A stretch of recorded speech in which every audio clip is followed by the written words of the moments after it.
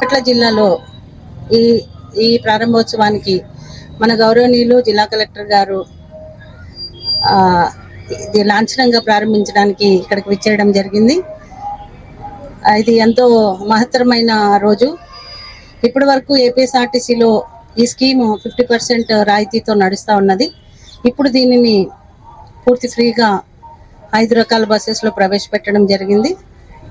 మరొకసారి మీ అందరికీ ఈ కార్యక్రమానికి హృదయపూర్వక స్వాగతం తెలియజేస్తూ, ఈరోజు దివ్యాంగుల శక్తి పథకం లాభాన్ని తీసుకున్నటువంటి లబ్ధిదారులు మీ అందరికీ కూడా నమస్కారం.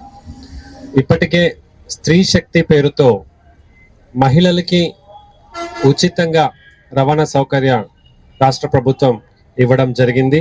దానికి ఎంతో మంచి స్పందన కూడా రావడం. ఇది అమలు చేసినప్పుడు మళ్ళా ఆలోచన వచ్చింది, మహిళలకి ఉచితంగా ఉన్నప్పుడు దివ్యాంగులకి ఎందుకు ఉండకూడదని. దాన్ని కూడా ఆలోచిస్తూ చెప్పినట్టు గౌరవ ముఖ్యమంత్రి వర్యులు శ్రీ నారా చంద్రబాబు నాయుడు గారు దివ్యాంగుల శక్తి అని ఈ పథకంని ఈరోజు మొదలు పెడుతున్నారు. ఇది మొత్తం దివ్యాంగులకి ఇంద్రధనస్సు అని వివిధ సదుపాయాలు, వివిధ సంక్షేమ పథకాలు అన్నీ కూడా వివిధ డిపార్ట్మెంట్ కలిపి ఈ పేరుతో పిలువబడుతుంది. ఈ రోజు నుంచి ఇది మొదలవుతుంది.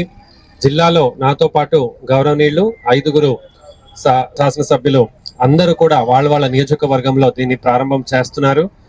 ఇది ఒక సదావకాశం అని నేను అనుకొని మీ అందరితో కాసేపు మాట్లాడతాను, మీ సమస్యల్ని తెలియజేసుకుంటాను, ఎలా మీకు ఇంకా సహాయం చేయగలుగుతాం ప్రభుత్వ తరపు నుంచి అని చూస్తాము.